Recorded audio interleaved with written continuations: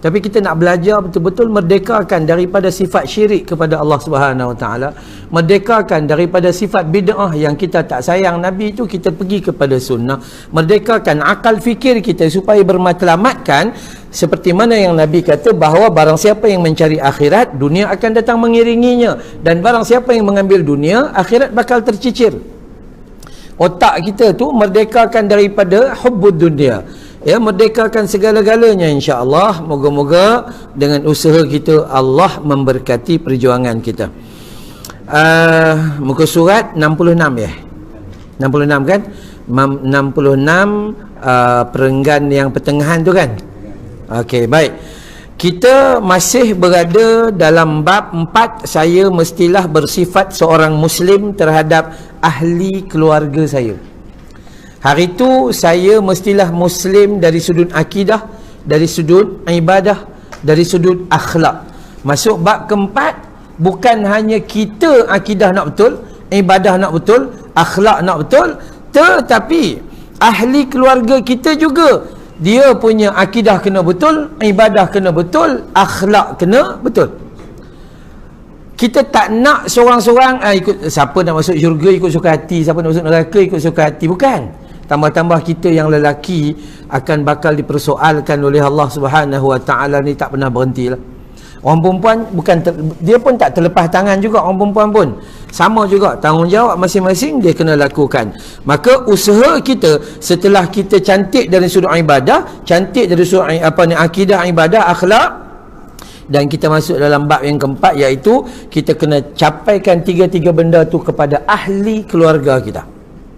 Ayah cantik dah, serban cantik, nala reka, mai jubah pun cantik, janggut sampai ke perut, tapi anak tak disuruh menutup aurat. Anak umur 21 tahun kerja pramugari. Contohlah contoh. Kalau kita dah bagi tahu tapi dia tak dengar cakap tu, nak buat macam mana? Bukan nak boleh bubuh parang kat tengkuk dia. Tapi kita didik daripada awal. Suami ni cukup elok, dapat bini seluak ketat melekat, berketui-ketui badan. Takut. Bukan kata suami tak jaga. Kalau suami tak jaga, dosa lah. Tapi kalau dia jaga dah, tapi bini tak mau dengar juga, hak tu dia tanggung sendiri. Ya, jadi kita kena usaha macam mana yang Allah sebut dalam surah Ar-Ra'd ataupun surah Ar-Ra'du, surah 13 ayat 23. Allah bagi tahu kita ni kalau masuk syurga esok, kita akan digabungkan dengan ahli keluarga kita yang beriman, termasuk mak pak kita, pasangan hidup kita, dan juga anak beranak zuriat keturunan kita. Ya, itu disebut dalam surah Ar-Ra'du, surah Ar-Ra'd itu disebut surah 13 ayat 23. Ya, baik. Hari ini kita sambung di muka surat 66, masih di pembukaan cerita tentang saya mestilah menjadikan keluarga saya tu muslim seperti saya juga. Bukan saya seorang nak masuk syurga, tapi nak bawa mereka juga. Baik. Dari penjelasan ayat di atas, iaitu ayat-ayat daripada surah Asy-Syu'ara, surah 26 ayat 213 hingga 215, bahawa bertanggungjawabnya seorang muslim selepas tanggungjawab ke atas dirinya sendiri ialah tanggungjawab terhadap keluarganya. Tapi jangan suruh depa dulu sebelum kita buat.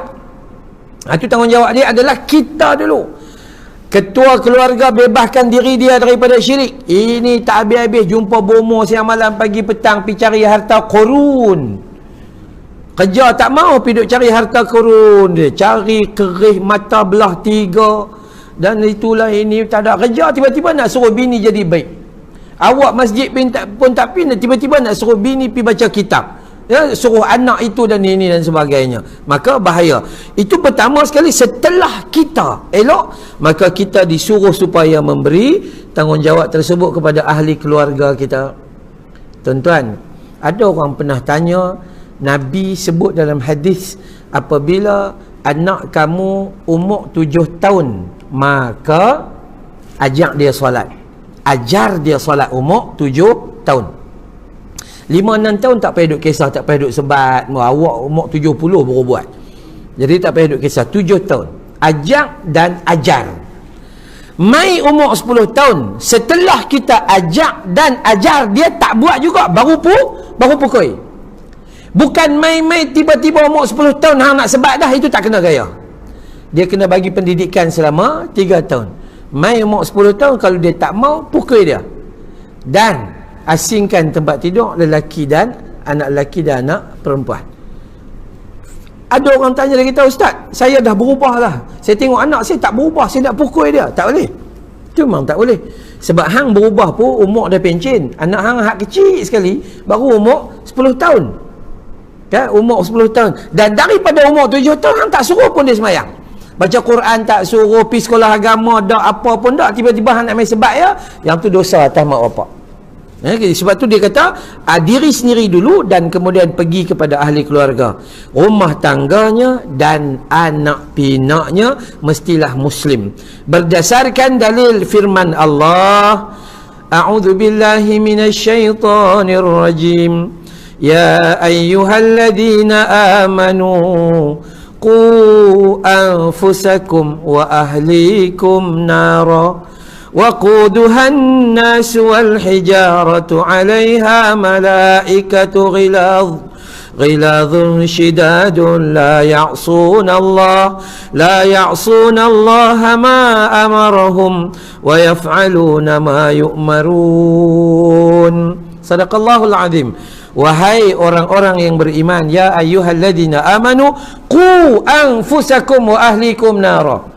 Apa Allah kata? Pelihara diri kamu dan keluarga kamu daripada api neraka. Daripada api neraka. Pelihara diri kamu. Kita tak boleh campak diri kita dalam api neraka. Kalau kita kata kita sayang, oi, bukan main, sayang betul badan kita ni, jogging tiap-tiap hari, tak mau bagi kena penyakit. Sayang betul badan kita ni, mandi 7 jenis sabun, kan, semua pakailah, dengan ayak bidara pun pakai, segala macam lah. Cuma tak pakai kapuk bagus ya. Tu dia pakai sungguh-sungguh dia pakai, dia jaga sungguh-sungguh. Tapi rupa-rupanya dia buat maksiat, dia jaga yang zahir, tapi dia punya amal dia tak jaga, dan akhirnya dia buat maksiat, dia tak pelihara diri dia. So kita kena usaha pelihara diri kita dan seluruh ahli keluarga kita daripada api neraka. Waquduhan nasu wal hijaratu 'alaiha. Ya, apa dia? Maka dan bahan bakar itu adalah daripada manusia dan batu-batu. Narun waquduhan nas wal hijarah. Dalam neraka, api neraka tu bahan bakar dia dalam tu manusia dengan batu. Batu ni sifat dia apa? Batu ni sifat dia panas dan dia simpan panas. Tu batu. Sebab tu kita guna orang perempuan, bukan kita lah, orang perempuan guna tungku perut tu. Lah ni orang jantan pun tungku lah ni, pelik tu. Tu kan dia pun tungku lah. Kan, jadi tak apalah, dia batu tu dia tahan panas. Tapi kalau panas tu dia bertahan sangat lama. Manusia kenapa duduk benda tu? Sebab dia mengabaikan. Apa saja Allah Ta'ala dia bagi, abai.